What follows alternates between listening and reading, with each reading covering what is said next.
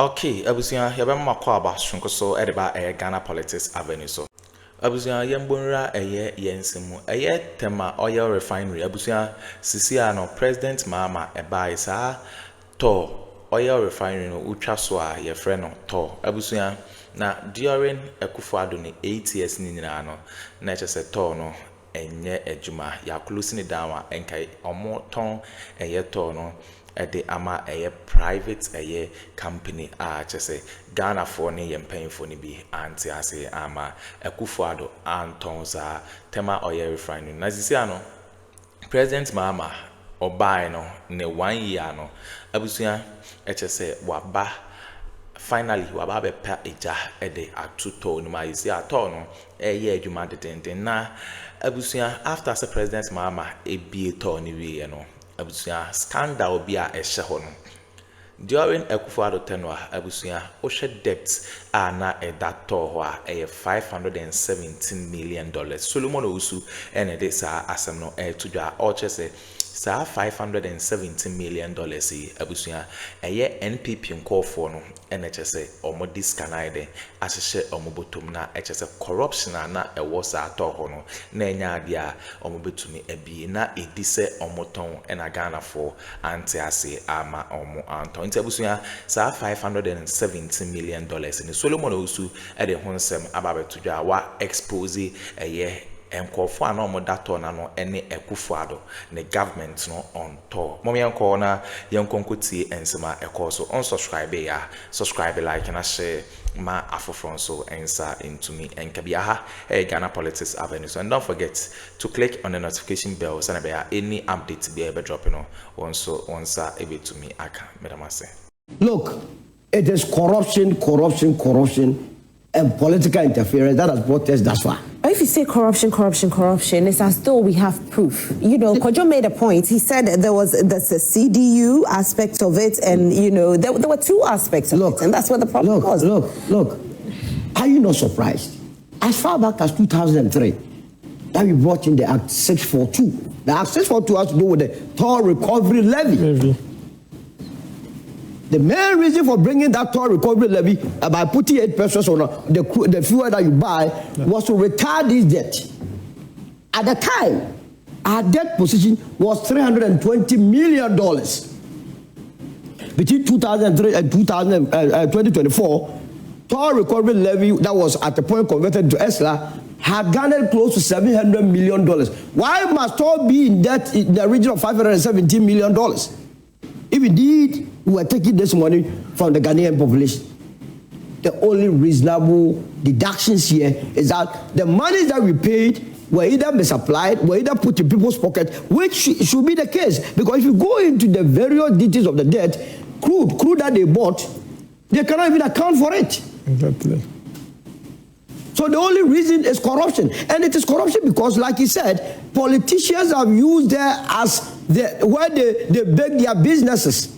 Exactly. Those that are lifting crude, they are politicians. The tankers there are politicians. If you are not a politician, you cannot penetrate. Even if you are not a politician, those that are doing business there are the people that are referred to as party financiers. Because I see Solomon writing so much. But Solomon, before you go into whatever you've written, do you think that TOR's comeback is sustainable?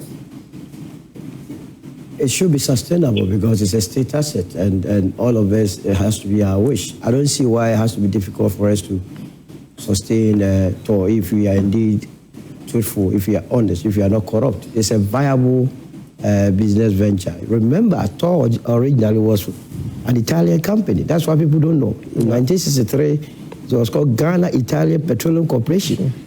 It was in 1977 that the government of Ghana, for the first time, decided to buy the entire shares in Ghana Italian Petroleum to become the property of Ghana. At that time, Akroma had brought in the 7-year development plan, so we wanted to emphasize on industrialization. You know, energy is a key, a major component when it comes to industrialization. So it was the reason why TOR became the property of Ghana. And it must be, and Ghanaians, and for that matter, various governments must make sure that it is sustainable for all of us. And it can. if we are not corrupt, it should be. But this morning, one thing that my brother Kojo Poku has succeeded in doing is confusing every listener. He has confused all your listeners. Myself here, confused. Why? The matter is so straightforward. You know, when you want to do politics with everything, you end up shooting yourself in the foot. I'm in this studio listening to Doc. What I heard him say was to use the strategy they use in uplifting boss to replicate it at all, to bring it back on stream. Then my brother Kojo Poku comes in. The first statement is that everything that the man has said is a lie. If I was not here, he was going to lie to the entire. So I was very curious to listen to the lies that has been peddled here, so that I can set my guns blazing on Doc. He makes the point, which I believe, that it is leadership. Leadership is everything. The rest is effect. So it's not leadership, but it's rather mechanical. Do we put leaders at TOR to deal with only commercial side, or to deal with both mechanical and commercial aspects of the business? So when you agree that the problems in TOR has to do with mechanical, then you are also reaffirming, re-echoing his point. Because the leadership that is at TOR is not supposed to deal with only one aspect, but they are also supposed to deal with every situation at all. And so for me, there wasn't any lie here. Look, it is corruption, corruption, corruption, and political interference that has brought us thus far. If you say corruption, corruption, corruption, it's as though we have proof. You know, Kojo made a point. He said there's a CDU aspect of it, and, you know, there were two aspects of it, and that's what the problem was. Look. Are you not surprised? As far back as 2003, that we brought in the Act 642. The Act 642 has to do with the TOR recovery levy. The main reason for bringing that TOR recovery levy by putting 8 pesos on the fuel that you buy was to retire this debt. At the time, our debt position was $320 million. Between 2003 and 2024, TOR recovery levy that was at the point converted to ESLA had garnered close to $700 million. Why must TOR be in debt in the region of $517 million? If indeed we were taking this money from the Ghanaian population, the only reasonable deductions here is that the money that we paid were either misapplied, were either put in people's pocket, which should be the case. Because if you go into the various details of the debt, crude that they bought, they cannot even account for it. Exactly. So the only reason is corruption. And it is corruption because, like he said, politicians have used there as where they beg their businesses. Exactly. Those that are lifting crude, they are politicians. The tankers there are politicians. If you are not a politician, you cannot penetrate. Even if you are not a politician, those that are doing business there are the people that are referred to as party financiers. That's all. So how do you build a state institution like that? And it's the similar thing with ECG, similar thing with Cocoa Board. So if you have realized ECG is wallowing in a debt of about 68 billion, Cocoa Board is in a debt of about 32 billion, and you have TOR. It is because politicians, they poke their noses there. Party financiers, they poke their noses there. No other, it is not mechanical, it is nothing, it is these problems. But there was a mechanical problem. But the mechanical, that's why you have been put there as a leader. So were you there to solve problems that only actually made us aware that, you know, it wasn't really the sale of TOR, but rather it was going to be a private partnership. You see, I'm not too sure I understood what he really meant by partnership was saying. The people have come out with the valuation of the in fact, as you speak, TOR has a negative asset value. Yes. The total liability or the total debts of TOR far outweighs its assets. So even if you are getting 22 million, that's why they were pushing that narrative. Yeah. It will be like it's a windfall. You are making something that is supposed to be negative. You are making something out of it. So it becomes a good reason for you to sell it. Sell it. You understand? You are in this country. You had TOR. Because the government of the day didn't want to make TOR prosper, what did they do? They aided the Chinese to bring in Central. Exactly. Don't we have Central Refinery here? They left TOR and concentrated on Central. They didn't believe in TOR. For them, TOR has to be so cheap. And that is why we are where we are. So it has been political, it has been political. The leadership, we get leadership that do not think about politics, we will be able to deal with this matter. You understand? I believe that when we discovered oil in this country, what prevented us as a country, as part of our agreement, that we will see some of the crude that were coming from Jubilee to TOR, for TOR to refine. As it is, we send all our crude out of this country, some to Rotterdam, some to other Singapore, for them to refine and come and sell it to us at an exorbitant price. When we have a facility here that could do so, for us to take advantage of various products that we can get from crude. So this is the situation. This is the ordinary sense that I make from it, and not any other mechanical or chemical or biological or whatever. The leadership are put there to fix every problem that comes their way. And I dare say that you asked a very instructive question. If you say a TOR was running between 2017 to 2019 and it terminated, does it mean that it was still running? No, 2019 TOR had kaput. There was nothing seriously happening over there. So you have to give it up to this new administration that for the first time, they are in the process of what? Making it work again. But here again, this is where we draw in the cautions. That they must not be swollen-headed. It also calls for the government to invest heavily in TOR, because as it says, TOR will need about between 700 million to 1 billion to reinvest in their operations, so that the machines that they have, as it is now, some of their machines are not able to produce standardized gasoline. Do you think TOR should remain fully state-owned? What has happened, I believe that it has to be partnership. You see, if you want to push the agenda of industrialization, you cannot leave everything in the hands of the private sector. Neither do you leave it in the hands of the government. It has to be a partnership, so that government will be protecting the interest of the state, and the private sector will be ensuring efficiency. Going by the private sector, man, if I go and put my money in TOR, I will not sit down for any politician who will come there and say that I'm a constituency chairman. So what? If you're a constituency chairman, go and do constituency business. TOR is not constituency business. So the private sector will be able to checkmate all these lapses, and that is the only way we can, as it were, manage it and manage it sustainably for all of us. Okay, Solomon, you wanted to say something? I mean, the point is that I come here very early in the morning. They cannot be in the comfort of their rooms and then be telling us, Godwin has to be here. It's not a TV station. He's coming. That has to be negotiating with him. He is the spokesperson of Oil Refinery. He has to come and explain some of these matter detail. That is why he is there. Yeah. What I'm saying is that, yes, you can, but the truth of the matter is that we have not managed TOR very well. Like he said, both administration, even predates them from the PNDC coming. We have mismanaged TOR as a state asset, and that is why we have that huge debt.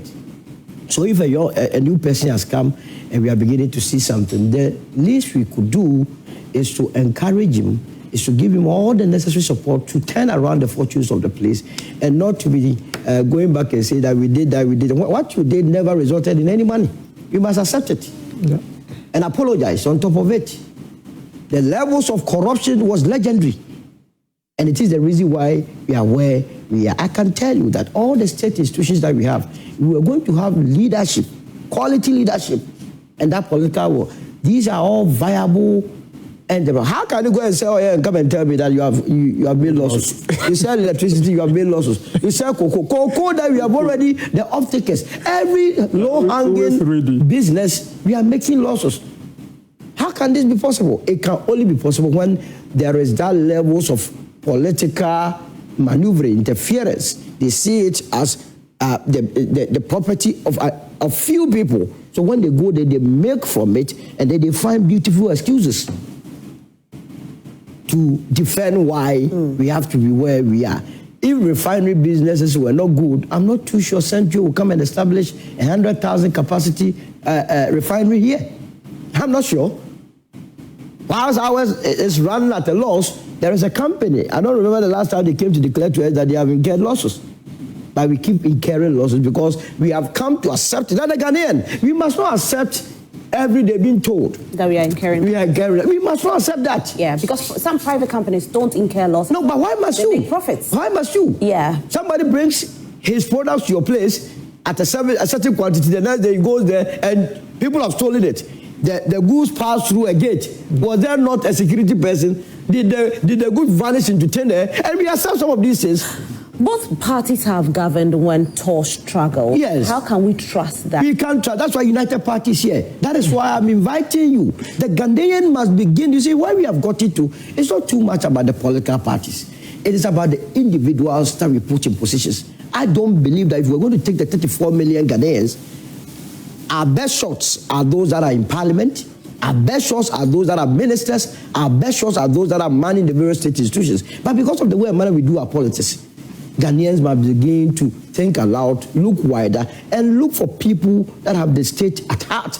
Let's give them the mandate. When they do and do it well, it affects all of us. This morning we discussed about the transportation situation. Yeah. If we have a quality person leading and we have our trams, we have our metros, we have public buses system working, why would I not be happy? That is all we call for. It's not about who is having position. If you have hold a position and you can't do anything, what's the benefits of Solomon, how do you think we can stop political interference in TOR? I mean, if the people of this country, see, also has its roots, how we fund our political activities. In this country, this is the only place that when you go and do a meeting, I go and do political meeting. When I'm done, the people say, the crowd and say, what do you mean by the crowd and say, are you not going to leave anything behind? You expect me to give you money. It means, and I'm not printing monies in my homes, I have to go and see somebody who calls himself a political financier. The person gives me the money. He or she is also not a Father Christmas, expecting something in return. So the person gives me the money. I'm going to give it to the person at the grass who is saying the crowd and say, then in the event I win power, the person comes to me. A business that is supposed to cost us 1 cedi, he will tell me that, remember when you were going to Newtown to do your rally, you came for some money. Let's make it 1,000 cedis. Would I be in a position to stop that person? So I said, go ahead. So we shortchange. In that effect, me as the president, all that I have to do is to call the one that I appointed to man the state institution. That, you know what, the person helped us. So when it comes, even if the thing is 1 cedi, make the contract 1,000. So the first point is to educate the minds of our electorate, that we don't have to monetize our politics. Your actions and inactions at the various constituencies is what is rearing its head at the higher levels for politicians to shortchange the people of this country. And secondly, we generally have people who are bad, who are dishonest. We generally have them. When I go into the realm of Kenofurata, sometimes you don't understand. Didn't we have Obotan in this country in the 90s? When they swindled Snit, how come did he become a finance minister? If indeed we had the national security or the NIP that claims that anybody who becomes a minister or somebody who holds a position in government, they really do a background check. How come we had Obotan in his name, yet we made him to become our minister? What were the parliamentarians doing when in fact we had even petitioned them that do not go ahead? So we genuinely have dishonest people in politics who really all that they are interested is to milk the state and enrich themselves. We must begin to look out for those who are sincere. Don't be looking out for those who come and tell you that I have money, I have this. Go back to their backgrounds. Look at their policies and programs, how patriotic they are, and you settle on them. When we begin to do that, I can tell you, a lot of these people who are interested in stealing from the state, they'll run away from politics. They'll run away from it. You'll run away from politics. Okay, Kojo, I think you want to react to what has been said, right? In 2 minutes, please. Thank you. Yes, please. You see, there is this simplistic conversations that people like to have that I honestly think that, well, it's good for TV, but it doesn't really solve any problem. Look, my brother again talked about bust because of leadership and that and that. When I say that it's not about leadership, but it's mechanical, let me give you a little explanation using the bust example. Please go ahead. When Edwin Provençal took over bust, his biggest problem was that the bust margin was 3 pesewas at the time, and he couldn't do anything for him. Most of the innovation, most of the things that people talk that Provençal did was because the civil society collaborated with bust, with Provençal, and lobbied government to increase the bust margin from 3 cedis to 12 cedis, from 3 pesewas to 12 pesewas. Because bear in mind, as much as you have good intent as a leader, the work you need to do What do you need to do that? It's money. Now, people say that we should keep things as state assets. Now, when things are state assets, who is the 100% shareholder? It's the government. If the government is not inputting the money you need, how do you turn around the mechanical deficiencies? That is the issue. I, Kojopo, could never said that there were no receipts or receivables at all. What I said is that there has been an increase in the receivables. Because bear in mind, TOR makes money from GPMS, which is the CBM. TOR makes money from storage and all the auxiliary products that they do, programs that they do. But that is just enough to pay salaries. Now that there are increase in volumes, there are increase in products going through TOR, they're able to make more and do the turnaround maintenance. One of the things that everybody should know is that it's early days. Let's not start saying that TOR is not losing money. We don't know. The only thing different from now and 2019 is that TOR. Okay, abusia we ne ensema ekoso e political highway so TOR whole latest updates na ye de brema enye asem keto akra so the man osu na ye tene nka se odisa ensem no etudwa edimaya unsubscribe ya subscribe, like na share ma afofron so ensa into me and kabia ha Ghana Politics Avenue. And don't forget to click on the notification bell so any updates we are dropping on so once a bit to me aka medamase.